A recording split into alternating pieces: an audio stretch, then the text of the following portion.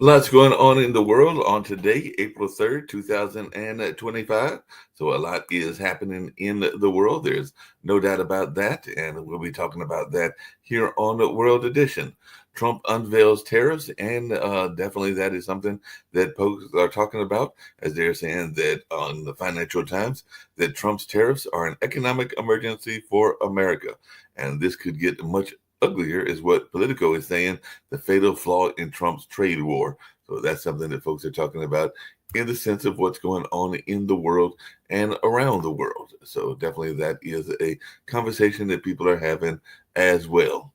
And of course, there's a number of things going on outside of the United States. So, Myanmar earthquake death toll tops 3,000 with hundreds still missing. So, Burma earthquake death toll rises to 3,085.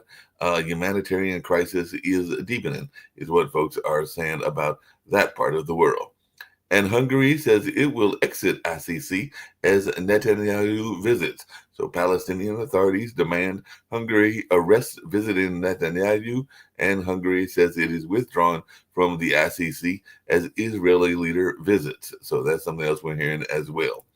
And hundreds of thousands flee as Israel seizes Rafah in a new Gaza security zone. Israeli military will expand its operations and seize large areas of Gaza, the defense minister says. So Katz says offensive aimed at seizing extensive territory as IDF pounds South Gaza. So that's something else that's going on in the news. Rubio visits NATO amid European alarm over Trump's agenda. And that is something else that is taking place as well.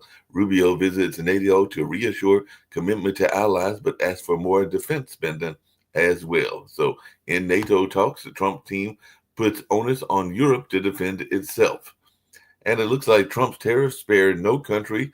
Five bizarre locations hit by levees is what folks are saying as well. And an uninhabited island, a military base, and a desolate former whaling station are Trump tariffs include those unlikely targets. So definitely it looks like there's a lot of things going on. And in the crosshairs of stiff U.S. tariffs is a tiny Coral Island in the South Pacific and that Arctic outpost. So it looks like a lot of people are getting hit by these tariffs. And based on conscience, and Navan Pandik Party eases opposition to WAQF bill. So India's parliament is set to debate controversial law on Muslim endowments. So definitely that's something else going on in the news as well.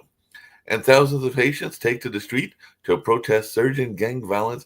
Journalists in Haiti are defying bullets and censorship to cover the unprecedented violence. So thousands march against the gangs in Haiti as Vatican is notified of the murder of two nuns in that area as well. So a lot's going on in that sense also. So like I said, a lot's taking place in the world of news and everything like that. Netanyahu is rocked by a new scandal linking his close advisors to Qatar. So, what is Qatar Gate? The latest furor embroiling Israel. Detention of Prime Minister's aide extended by 24 hours as journalists testify in Qatar Gate probe.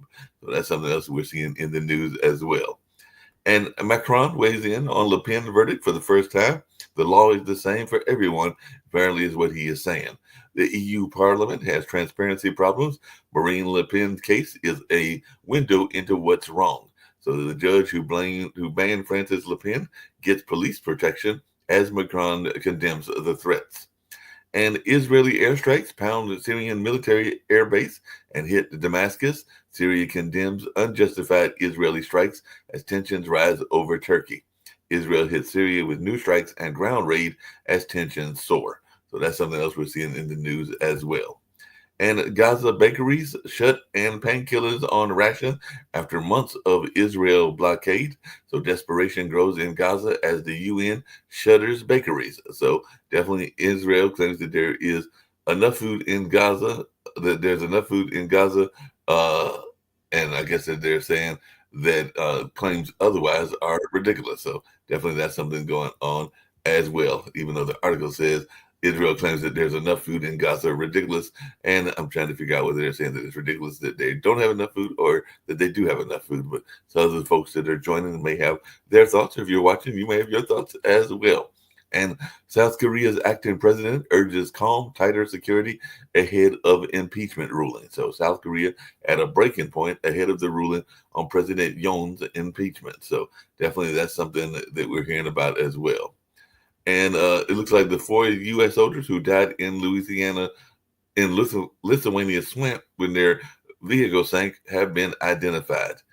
And Myanmar leader heads to Bangkok as quake deaths climb, as I said earlier, to above 3,000 and all along those lines. And more B-2 stealth bombers are seen at the U.S. base in striking distance of Iran and Yemen. And Norway criticizes Finland's move to quit landmine treaty. So Finland to exit landmine treaty and hike defense spending given Russia's threat, Prime Minister says. Finland joins other Russian neighbors exiting from the landmine treaty. And Turkey denounces opposition call for a day of no shopping. Turkey's protests over the arrest of an Erdogan rival take a new angle, boycott shopping and everything like that. So definitely that's something that people are talking about as well. So lots going on in that space. A Roman era battlefield mass grave is discovered under a Vienna football pitch. So a mass Roman grave was discovered outside Vienna and all along those lines. So that's something else that folks are talking about. And Greece vows 227 billion on defense overhaul centered on high-tech warfare. So Greece launches a drastic rearmament program to the tune of 27 billion and all along those lines. So it looks like they are having that as well. Let's see what's happening in the U.S. as well. So there's definitely some U.S. news going on also. So we'll see what's happening in that space. And then I'll bring in my good friend Rick Rosner and see what he's got going on. And we'll see who else might be joining us as well. A stunned world reckons with the economic fallout from Trump's tariffs. So that's something else that we're hearing as well. And Eric Adams ditches the Democratic primary and will run for re-election as an independent. So New York City Mayor Eric Adams says he's leaving the Democratic primary to run for re-election as an independent. So definitely, but he's announced his run for the office again, the office that he currently holds and everything like that. So the U.S. South and the Midwest face generational flood threat after severe storms. So potentially catastrophic flooding from historic rainfall and severe weather expected in the Mid-South and the Ohio Valley. So that's definitely something we're hearing as well. And Kennedy remains quiet on 10,000 jobs lost at the nation's top health department. So HHS guts the teams that fulfill public records requests for health agencies. So definitely it looks like this layoffs are likely to create health communications gulfs and all along those lines. And Britain tried everything, including a royal invite. It got a 10% tariff. So Ainsley salt firm braced for Trump's tariffs. And there are some folks that are wondering what UK sectors will be hit the hardest. And I'll pay for his coach flight. Democrats beg Elon Musk to campaign for their GOP foes. So for Trump, looks like Elon Musk is a liability, but still useful for now. And never mind Wisconsin, the GOP, apparently, according to Politico, should be worried about the Florida results where they won, but they didn't win as handily as they had won in the past and everything like that. So definitely it looks like that's going on. And tornadoes damaged homes and power lines as storms wallop the Midwest and the South. So as I bring in Rick and everything, we'll see who else might be joining us later on. Hey, Rick, I was hearing in the news earlier today that apparently the MyPillow guy, Mike Lindell, is not satisfied with the results in Wisconsin, and he says that his organization, and I think he's got like one of those integrity organizations, is going to investigate. All the Trump apologists and conspiracy theorists can just fuck off to hell. The Dow is down 3.5%. So's the S&P. So's the NASDAQ is down more than 4.5%. And Trump's mouthpiece, Lutnick, is saying, well, this is going to make employment spike, that jobs are going to go through the roof. We had 4% unemployment. This is going to drive unemployment up to, I don't know, 4.5%, 5% within the next, I don't know how long it'll take, 6 months. Now, if we're lucky, some countries will reach out to Trump and offer to pull back their tariffs if he pulls back his tariffs. That's supposed, some people are thinking that's his tactic, but now it looks like, just a disaster. Trump already owns most of the worst one-day point drops on the Dow, the NASDAQ, the S&P from the first time he was president. And if the losses today hold up until the close of the markets, he'll add one more, all-time terrible day.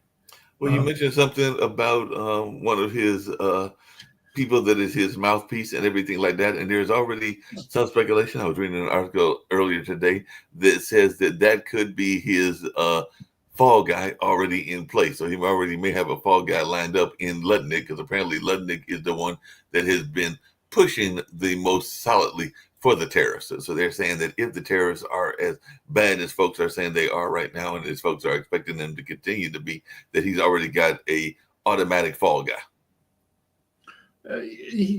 Yeah, I mean, Lutnick is a billionaire apparently, Right. And very arrogant, and says terrible stuff like that it's okay that people don't get their Social Security checks for a week or two or a month, and that the only people the people who will complain are fraudsters. And just like he's a dick. And well, the German economy minister, and I don't know your thoughts around this and everything, his name is Habeck. He is actually saying that Europe must pile pressure on Trump over tariffs, and he's saying that Trump will buckle under pressure if Europe bands together over the tariffs. So I guess he's asking them all to get together and kind of like, as you were just saying, counter the terrorists with aggressive tariffs of their own, and also Trump wants to. Some people speculate that his Trump strategy is by imposing these tariffs on other countries will say, look, if you drop your tariff, if the U.S. drops its tariffs on us, we'll drop tariffs on U.S. goods. Will that happen? Or will, as it did, I guess, in the 1920s and 30s, when we moved into the Great Depression, other countries will raise their tariffs? I don't know what your thoughts are on Rand Paul, but apparently Senator Rand Paul warned Republicans that tariffs had brought down the party before. So he's probably thinking about, like you were thinking about, like the Great Depression and other things like that. But they have brought the party down before, so that's why they need to be cautious about them. Yeah, I mean, mostly I don't like Rand Paul, but I like what he's saying today. Yeah, so he seems to have some. What is it about Rand Paul that you usually don't like? I don't know enough about Rand Paul to have. He obstructs a lot of stuff in the name of, he's one of those guys. Let's just like make government dysfunctional and then make people mad at government. Though he's got, I mean, he's a little bit of a, he goes off on his own stuff more than he's not in lockstep with everything the Republicans do, but often the things that he does do are as bad or worse. And his demeanor is dickish. His next door neighbor 10, 12 years ago was so pissed at Rand Paul that he beat the hell out of him and ruined his life. Not Rand Paul's life. Rand Paul, had to go to the hospital, but the guy with the neighbor is a doctor who lost his everything. He lost his wife. He lost his medical license. Because Rand Paul pissed him off so much, he just went crazy on him. Well, that's amazing and everything. Apparently, the Senate approved a resolution against Trump's Canada tariffs. I was hoping that, and he might still come in, Sasha wouldn't be here, but apparently it was hours after the Liberation Day events and everything. So it sounds like there might be some, as I said yesterday, opposition even within the Republican Party, because apparently they were trying to get to help Canada. So Republicans, there was a few Republicans, including Susan Collins, I believe Lisa Moskowitz, and a couple of others that joined Democrats in the Senate vote to rescind Trump's Canada tariffs. So it looks like 4 Senate Republicans joined with the Yeah, Democrats. one thing I don't understand is who has the power to rescind and impose the tariffs. I mean, apparently Trump can just say we're going to have these tariffs, and it happens. And I don't know if can the Senate stop any of them? They voted to, but does that do anything? Well, apparently, from what I read, they voted to it, but Trump is fairly certain that the House will agree with him and stay in his corner and everything like that. So he's fairly certain that that's going to happen. And then if it doesn't happen, it sounds like he was going to veto whatever they did and everything like that. So I guess at the end, the ultimate power rests with his pen and all along those lines. But I'm not sure either. No, that Like that. But we do right. have Sasha here. And Sasha, what is your thoughts around apparently the Senate voted for the Republicans joined the Democrats to rescind Trump's tariffs on your home country now of Canada and everything like that. So, but now, as I was saying to Rick, it looks like the House he feels is still in his corner and everything. So, what is your take on these Canada tariffs? What's going on in Canada? What is Canadians doing today? I know what you said they've done in the past, but what are they doing today to fight against Liberation Day? Canada has already imposed its own tariffs on U.S. It seems to me that it's such a busy situation with all other countries that nobody is going to spend a lot of time to discuss Canadian situation in particular, simply because they were not part, same as Mexico, of yesterday's tariffs war that Trump started against the world. So I expect that there will be a new economic associations created in the world, which will exclude United States, obviously, and country will try to conduct their trades outside of U.S. interests, period. That can affect the status of U.S. as the leading country in economic sense, for sure. Many European countries and actually I think all European Union, they reject buying American weapons. They have European producers. I'm not an expert, so I cannot say whether their products are similar or better than US or maybe even worse than US. The point is to rely on their own manufacturers, on their own production facilities, and get away from US. It's so hard to say what will be the total implications of yesterday's Trump's announcement. It's only time will tell, but he's taking a huge gamble that can actually put US in an incredibly vulnerable position. And here comes the question: if it's a gamble and you put as a head of a country a person who had several bankruptcies, impeachments, lawsuits, convicted felon, what results are you expecting? I think many Americans who voted for Trump very soon will regret it. So, you might take radical means if the economy was sucking, but the economy was doing great.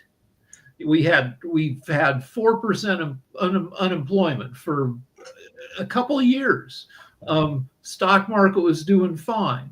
Wages were going up. The only thing that they could campaign on were that too many immigrants were coming in, though the U.S. population has been stable because we don't make enough kids to replace the people who. So, I mean, all right, and some and there was some inflation. Eggs were expensive, but none of that justifies tanking the U.S. economy and the world economy. Yeah, how much is because one of the things apparently that he did yesterday that I just saw, and I'm trying to figure out what it all involves, but apparently yesterday he also declared that we're in the middle of a national emergency. So that's one of the other stories that I saw. So I guess he's trying to protect our sovereignty, meaning the United States, and everything along those lines. But for either one of you, what exactly does a national emergency declaration mean? Because this came straight out of the White House and the White House government, but he said he's declaring national emergency to increase our competitive edge, protect our sovereignty, and strengthen our national and economic security. So this is coming straight from his It doesn't office. mean anything. World War II, a surprise attack from Japan on Hawaii, sinking our battleships. That was a national emergency. Right. You know, if aliens invaded, like in Independence Day, national, international emergency.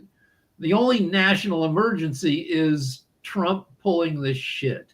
Yeah, well, apparently he's invoking his authority under the International Emergency Economic Powers Act of 1977 to address the national emergency posed by the large and persistent trade deficit that is driven by the absence of reciprocity in our trade relationship. Yeah, that's not an emergency. The act from 1977 was when OPEC, the Middle Eastern oil producers, shut down America's foreign oil supply. I guess that would count as an emergency. This is a self-created emergency, and likely a disaster. There was not a single event that would involve this emergency. And by the way, I have a question. Is this has to be confirmed by Congress, or Trump can announce it just anytime he wants to? I think that national emergencies, correct me if I'm wrong, Greg, but I think that he can announce them whenever he wants to and everything like that. I don't think it has to be confirmed. Now, if we would actually go to war, that has to be confirmed. But these national emergencies, I think that's up to him and everything like that. So he can declare whatever the heck he feels like it. I think he wakes up in the morning. The last time Congress voted for us to go to war was World War II. All the wars we've been in since have been unofficial wars. Right. The president, Congress is not much help. Yeah, there's not much help, but also I think he can just do whatever he feels like in that sense. Hey, Sasha, one of the other things that I was seeing in the news, and it comes down to the Republican Party, since they are in control at the moment and everything, but there's been this notion of the budget, and we've talked about it before on David's show as well as this show, but apparently the Senate Republicans released a budget blueprint with new tax cuts and a $5 trillion debt limit. So I just wanted your take on this whole notion of the debt and the U.S. debt, as well as tax cuts, and whether they are a good thing or a bad thing for the American electorate and the American people. I know you're in Canada, but you might have some thoughts around it, and Rick as well. I don't think that I'm qualified to address this question. It's a very important question, and I'm interested, but not to provide my opinion. No problem. Rick, what's your thoughts around that? Are we ever going to get this kind of, is that enough of a limit, or do we need to even have it further down? And what are your thoughts around tax cuts in general? Well, we don't know what Trump says, that the tariffs are going to make us rich and he'll be able to give tax cuts. But the tax cut that has been floated was the same as his tax cut back with the first time he was president, which with the vast majority of it going to the very rich and to corporations. And his apologists say, no, this will mean a tax cut of thousands of dollars for regular people. And we haven't seen that proposal. We haven't seen, any results of what these tariffs will do. But economists estimate that the increased cost of goods because of these tariffs will be $3,000 to $5,000 per year for the average household. So even if regular people did get a tax cut, it maybe wouldn't make up for the the money they're shelling out because of higher prices. Yeah, that makes sense and everything. One of the other things that the Republicans campaigned on, and that has been one of their, lack of a better term, bellwether issues and everything, has been safety and all along those lines. And we had a shooting not that long ago, and a lot of times when the issue of safety comes out, they point to school shootings and mass shootings and all along those lines. And police apparently closed the investigation into the Covenant school shooting, which was in Massachusetts, but they're saying that in other shootings, there have been grudges. So, like, they were going after somebody, whether it was an employee or somebody in the schools that they didn't like or something like that. But apparently, in this case, they're saying that this person had no grudge against the victims, but was fueled by a quest for notoriety. So, apparently, he was I don't know. I don't freaking know. It's a big country with a lot of lunatics and 1.8 guns for every adult American. So, people are going to shoot. They're going to shoot, but I'm just thinking, is this going to be even in the midterms? Because the midterms are Well, only well, about a year and a half. No, people will shooting. Guns haven't been a big issue in the past couple of elections. So no, and in the next, this is going to create more turmoil. His tariffs. So Sasha, Nvidia is down, what, 6.5% today? Yes, about it. Yeah. So Trump's apologists, if you go on Twitter saying, buy now, this is the greatest buying opportunity, would you buy anything? No. No, it's not the time to buy. It's still a lot of uncertainties. I'm listening to European comments that they're willing to negotiate with the United States tariffs, but failing that, they will impose their own tariffs. But they, unlike United States, they're giving a little bit of time to see what could transpire. So Trump actually forced his hand against, surprisingly, against all over the world, because normally tariffs, for whatever they're worth, they should be imposed gradually and not against all countries at once. If it's for real. Now, if it's just to satisfy his ego, and he said it himself that what's the main purpose of the tariffs, he answered that I want respect.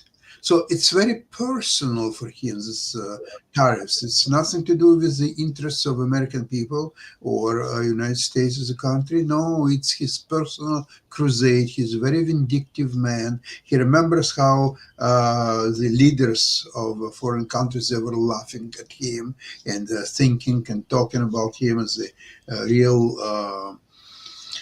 I'm trying to find the nice words. Somehow, when I'm talking about Trump, it's very difficult for me to find these nice words. So, okay, I'll just be quiet. So hold on. I have a question for Sasha.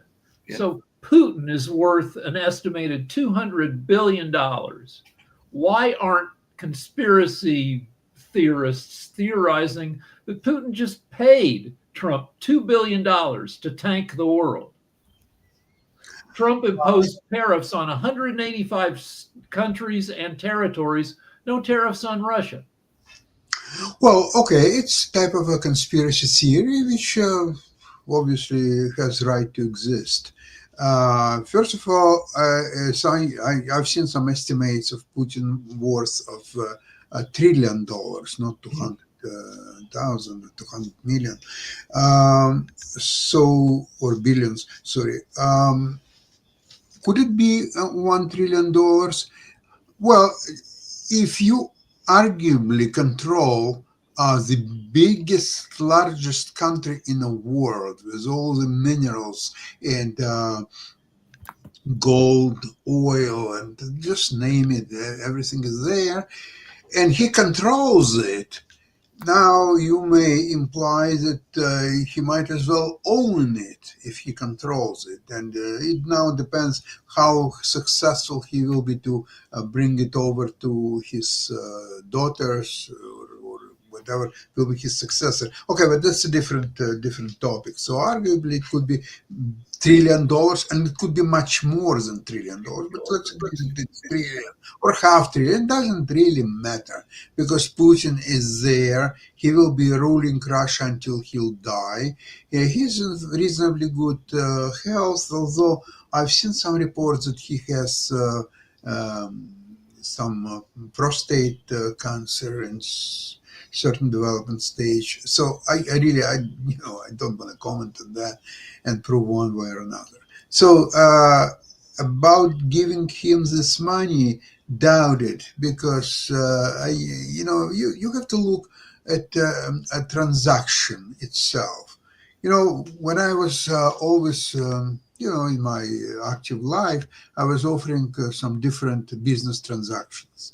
And when I was making my decision whether to pursue it further or outright reject it, I was trying to picture out as if everything is going fine and I will be paid.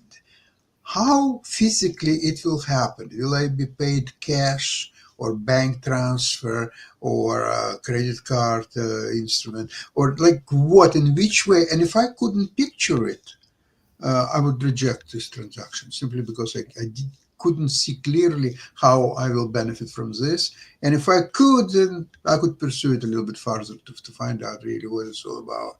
So I think in this transaction proposed by you, Rick, how physically this $100 billion or whatever will be delivered to Trump, to his bank account, cash, to some of his associates, and what if this associates will screw him and he will not get this money or something? Okay, I mean, it's just, I just want, okay.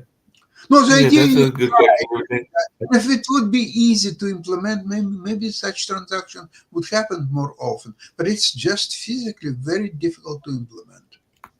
Yeah, speaking of things that are difficult to implement, apparently Putin, and you would know more than I would, but I was seeing this in Bloomberg, Sasha, and everything. He is sending some trade delegations to Washington. I think one of them was at the invitation of some of Trump's people and everything, because there's still this whole notion of the acceptable peace deal. So Bloomberg earlier today was saying Russia is still counting on U.S. President Donald Trump to deliver an acceptable peace deal in Ukraine, though it's prepared to continue the war if talks fail, according to people in Moscow familiar with the matter. But definitely they are, I guess, unconcerned by Trump's threat to slap punitive secondary sanctions on Russian oil over the lack of progress toward a ceasefire. But what is your thoughts about that? Because apparently he sent two folks, and I think there are two folks with different views of the war to D.C. to have these conversations with, like, Steve Witkoff, I believe is his name, and some of the other officials of the government. So it sounds like they're still trying to get this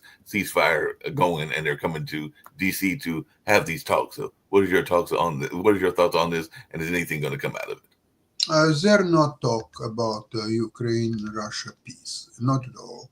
They are commercial talks about possible joint ventures, how to use Russian natural resources, and all the other stuff. It has nothing to do with the peace between Russia and Ukraine, unfortunately. Yeah, I can see that. It doesn't have anything that much to do with that. It's about their economic joint ventures and all along those lines. So I can definitely see that. Hey, Rick, I've got a story that you might find interesting, because it definitely is something that you talk about a lot, which is things going on where folks make stupid mistakes and everything. We even know that Trump has made some stupid mistakes, but apparently a North Dakota mayor resigned after he sent lewd photos or a lewd video to his city attorney by mistake. So apparently he didn't know who he was forwarding his stuff to, and he sent them when he was texting a sexually explicit video to the city attorney. So he was forced to resign. Right, so I listen to, in my car, I don't listen to the news, I don't listen to music, I listen to stand-up comedians. Right. And there are at least a dozen stand-up comedians who, as part of their routine, talk about how nobody wants to see a picture of your dick. Right. And it's just, yeah. So anybody who gets caught sending a picture of their dick, it's not that they sent a sexual thing. It's that their judgment is so bad that they can't be trusted to perform, the whatever duties they've been hired to perform. It just shows incompetence to think that somebody wants to see a picture of that. And we've got Toby. He might have some thoughts on that. I have one more thought on that. Yeah. When I was younger, I tried to. I wanted to be in Playgirl magazine because I wanted a girlfriend. I thought if women saw me naked, maybe somebody would be my girlfriend. What I didn't know is that at the time is that Playgirl magazine, which maybe you don't remember the magazine, it was pictures of naked men for women. But 80%, maybe 85% of the people who bought Playgirl magazine were gay guys. Women were like, nah, I don't need these dicks, this magazine full of, like, women do not want to see your freaking dick. Yeah, they don't want to see that at all and everything like that, even though there is a comedian on TikTok, I know it's one of Kim's favorite things, and I've seen it floating around, that talks about the notion that women are much smarter than men and it points out what you just said, which is that part of the male anatomy has one eye, hangs out with two nuts, and is got let's talk about another part of the anatomy, which is the brain. Mm-hmm. There's a thing called the corpus callosum, which is a set of fibers that connect the two halves of your brain. So in women, it's thick, and women have a better ability to think with their entire brains. In men, it's skinny.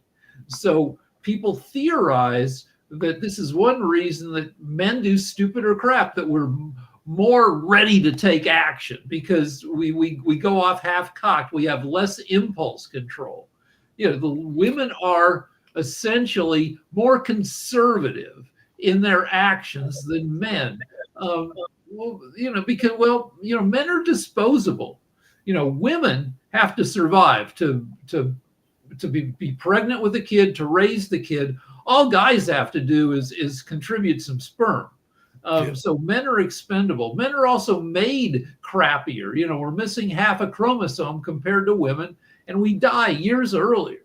Yeah, we definitely died years earlier. Hey, Sasha, just really quickly, what is your thoughts on, because you've been following the Israel situation as well, but apparently Hungary is saying that it is withdrawing from the ICC as the Israel leader visits, and the Palestinian Authority has been demanded that Hungary arrest the visiting Netanyahu, but it looks like they are basically saying, "Now skip it, we're just going to withdraw from the ICC." So what is your thoughts around the ICC and Hungary just in general? Because definitely it sounds like they're just saying, no, that's okay. We just stop this organization. We just won't be part of it and everything. I don't understand the reason for his visit to Hungary to begin with. If it's really important one and all was arranged for his security, that's one story. If he went there to, I don't know, for personal enjoyment as a tourist, it's a different story. So that's very important to understand the reasons why he went there. I don't know that. So are Trump's tariffs going to hurt Ukraine? Because if Europe, which is not, we're not giving Ukraine any aid anymore. So it's all coming from Europe. If it hurts European economies, will that make Europe less able or willing to send help to Ukraine? I doubt it very much because, the Europeans, they're selling the same products, supposedly, for the same prices, and it's American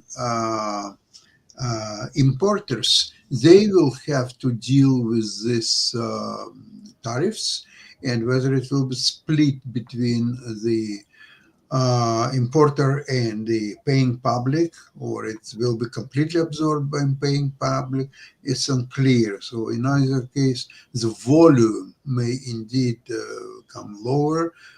I don't think it's a tragic event for Europeans because they're trading a lot with Asian countries, including China, by the way. And I think what will happen, though, that there will be creation of blocks, as I said before, that will exclude the United States and they will trade. So the real winner is Guess who?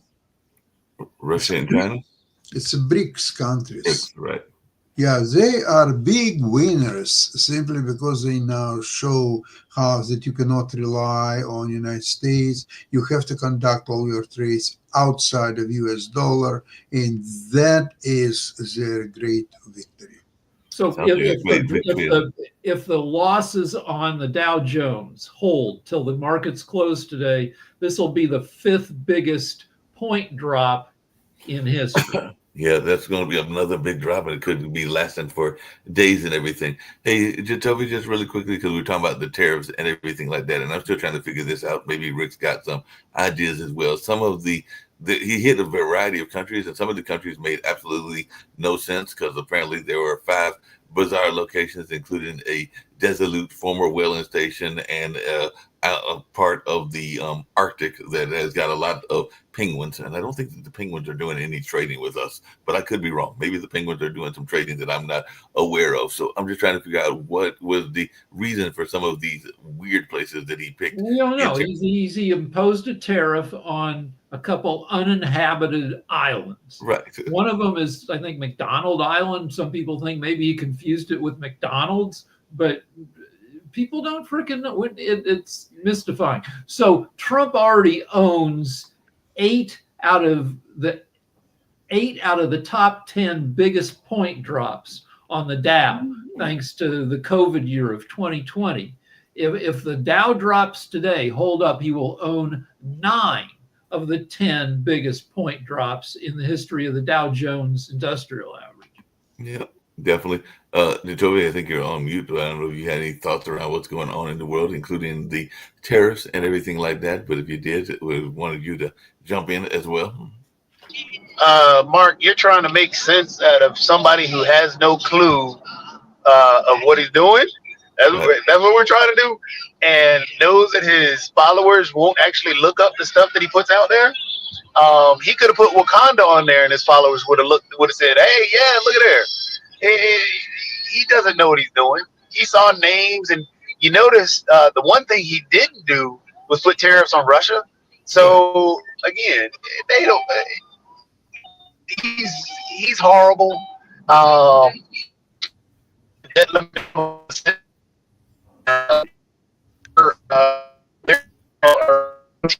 You're $5 trillion because they're going to try and add more tax cuts into the actual bill. So yeah, this is ridiculous.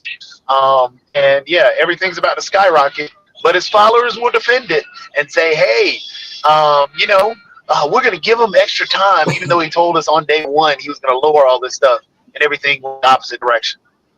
It's definitely went in the opposite direction, and already his followers are starting to back him, as I was telling Rick when he first came into the show. It looks like Mike Lindell, who we know is a major supporter of his, and the My Pillow fellow is trying to claim that the Wisconsin elections were stolen and that he's going to investigate it. So this is the latest coming from one of Mike his Lindell is just a crazy person. He's, he destroyed his business with his craziness. He shouldn't be listened to at all.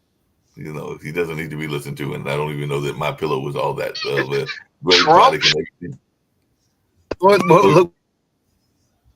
Go ahead, Jacoby.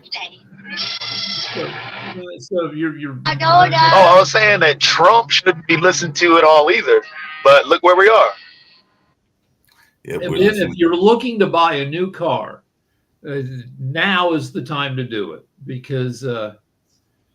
There's still some good. I looked it up, and there's some really good car deals right now. But those, the average new car in America costs $48,000, and people are expecting that to jump, to $50,000 and more within the next couple months as these tariffs kick in. Yeah. Hey, Sasha, just really quickly, one of the other countries that's rearming themselves to the tune of $27 billion, and I mentioned it in the news earlier, is Greece and everything like that. So is this an example of Greece protecting themselves against the possible Russian invasion should Ukraine fall? And nobody here wants Ukraine to fall and everything like that. But is this those countries preparing for a worst-case scenario? I think for Greece, invasion of Turkey is much more real threat than Russian invasion, because Russia is relatively far away from Greece, and Turkey is fairly close, and they already demonstrated willingness to occupy Greece territory and now claim it as its own. And this is one of the reasons why Turkey is not being accepted in European Union, because of that dispute. So I wouldn't tie it to Russia necessarily, although maybe there are some reasonable thoughts about that. So here's another reason, if you're going to buy a car, buy it now. The US dollar index is down more than 2% today. The value of the dollar compared to other currencies is down by 2.2%. So, you know, those cars being made in other countries, you probably, even without the direct effects of the tariffs, I would expect the prices to go up. Or am I? Well, the big thing is,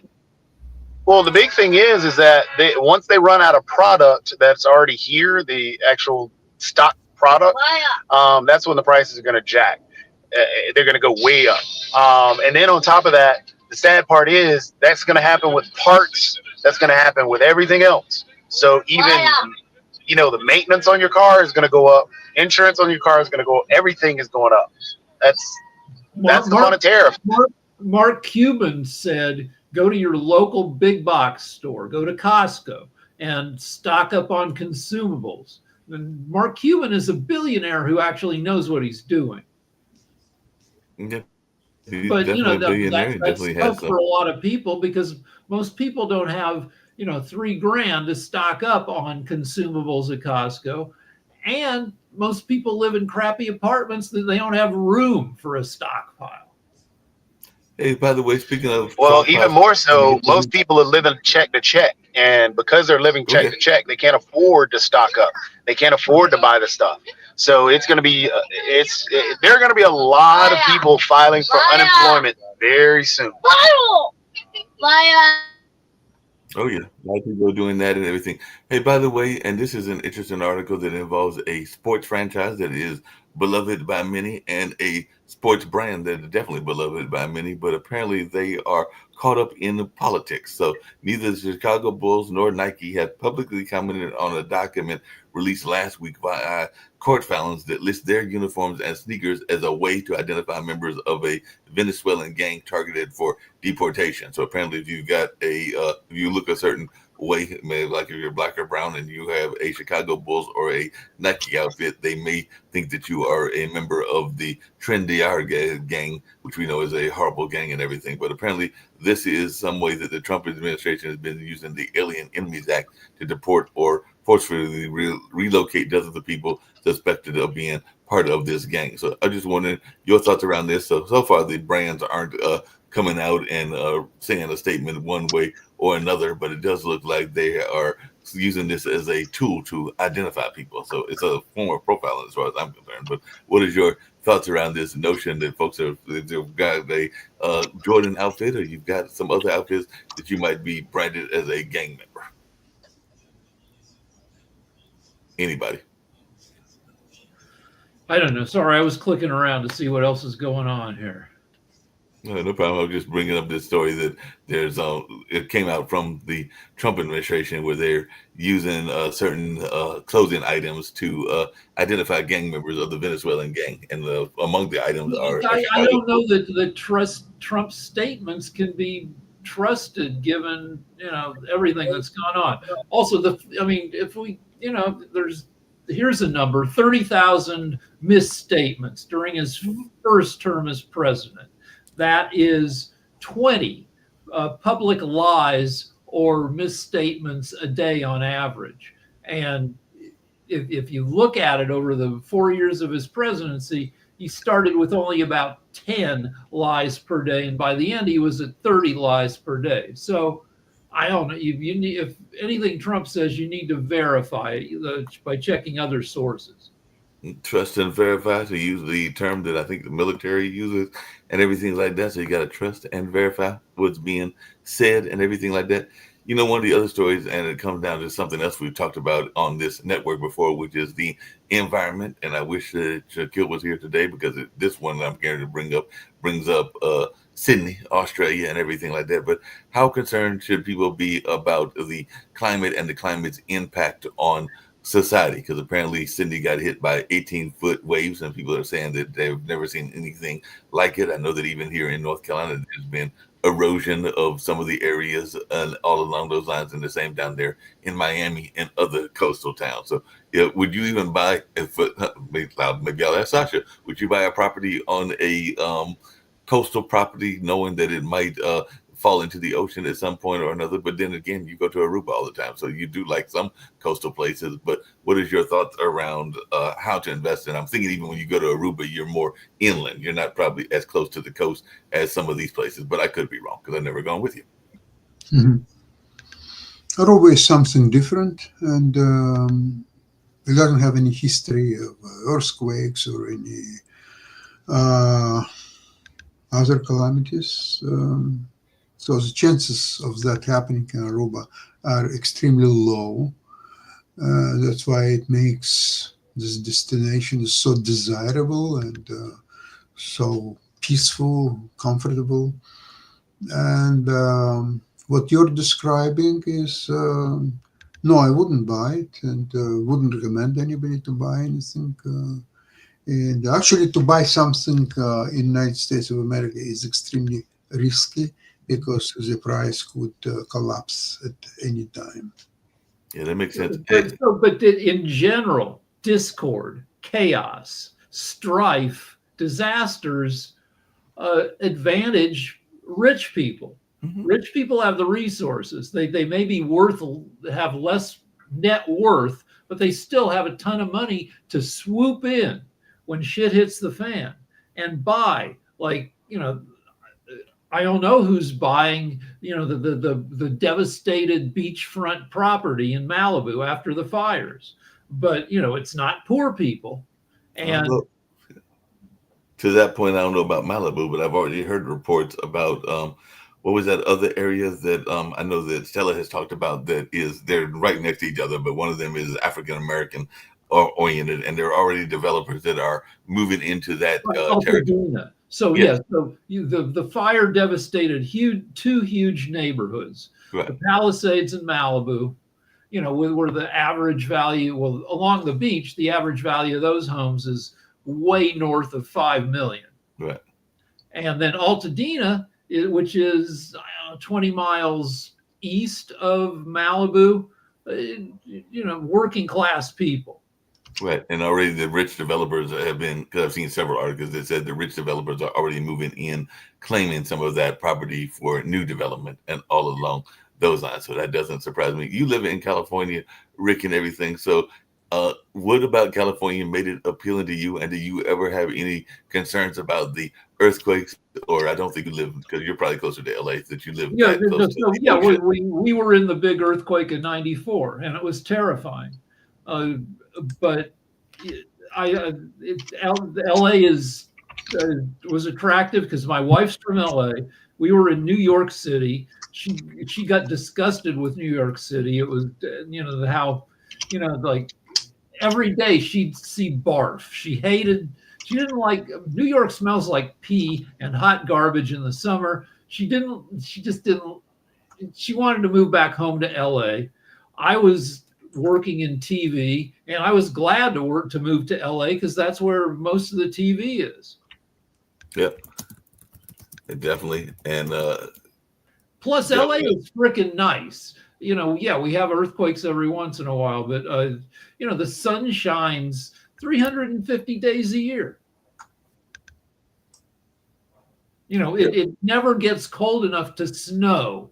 Like sometimes there'll be ice on your windshield in the middle of winter, a little bit of ice, but that's it. Definitely. So what other things are going on in the world that you care to talk about? We've only got about another 4 minutes to go and everything. I don't know. Let me go back over to Drudge. Drudge, I used to hate Drudge because Drudge was very right-leaning. Now it's very centrist. middle of the road, centrist type politics. I mean, it doesn't hesitate to call out, Trump for stuff.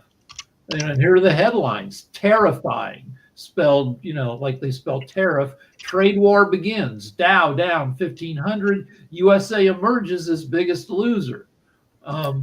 A question for y'all, both of you, and everything. We kind of alluded to it with Ukraine, but I also saw it in the case of the Congo, because the Congo had a coup as well and everything.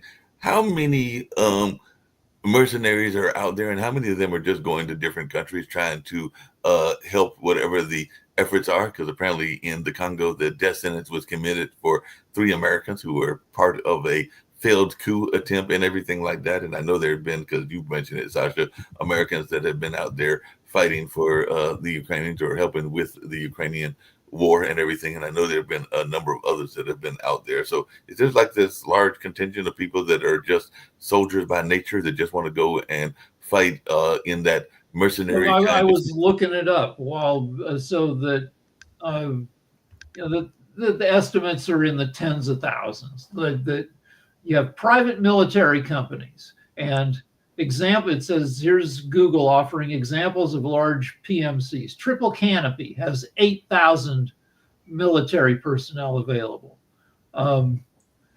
Chinese private security companies. China has 7,000 companies that provide private security. So overall,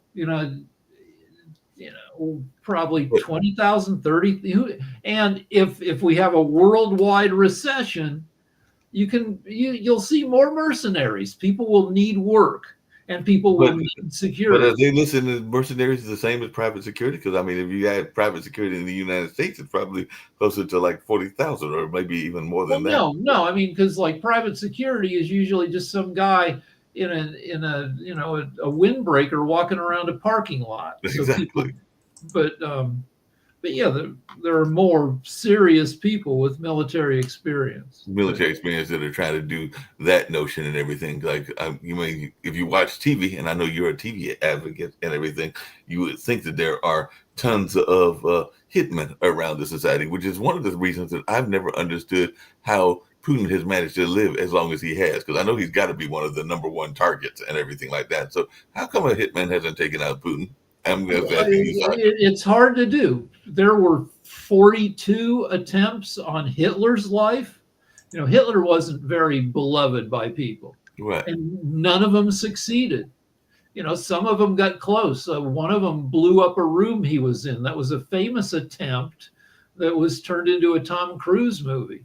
Mm-hmm. But it's and really, I mean, and I think most people are dedicated to the idea that is not how you should do politics. That if any leader is subject to being killed because a lot of people don't like him, that leads to chaos. Chaos and anarchy is what most people say, and all along those lines. Sasha, we're going to get on out of here. I did send you what you had asked for earlier and everything, but I don't have it, Mark. I just checked right now. Oh, and I just checked on our WhatsApp because I just looked, but I'll send it to you again. But I just looked on our WhatsApp communications, and it definitely said that it was sent. But I'll send it again. Email it to me, please. I'll email it. No problem. Okay, I'm waiting. Thank you. No problem.